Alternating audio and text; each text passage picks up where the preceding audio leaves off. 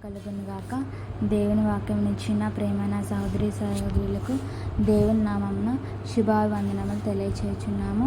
ఈరోజు వేకుమన్న ఏప్రిల్ 3వ తారీఖుది శ్రేష్టమైన ముగింపు. కార్యారంభము కంటే కార్యాంతము మేలు. అహంకారం గలవాని కంటే శాంతము గలవాడు శ్రేష్ఠుడు. ఎవరైతే ఆత్మయందు సహనం గలవారైందిరో వారు ఇతరుల కంటే శ్రేష్టమైన మంచి ముగింపు కలిగిందురు. యోబు యొక్క సహనమును గూర్చి అతని ముగింపు ఎలాగుండనని దాని గురించి మనం చదివి ఉన్నాము.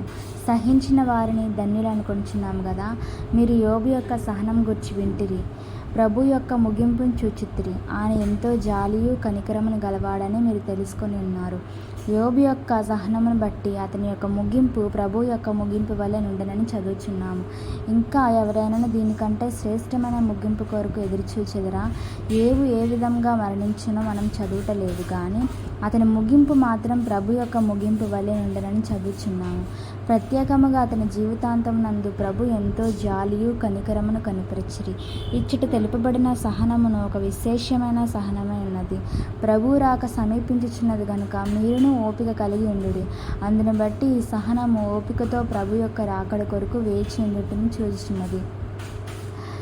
ఒకవేళ వారి మరణమైనను లేక కొనుపబడుట అయినను అట్టి పరిశుద్ధుల ముగింపు వారి ప్రారంభము కంటే శ్రేష్టమైనది కాను, ప్రభు యొక్క ముగింపు వలన ఉండును.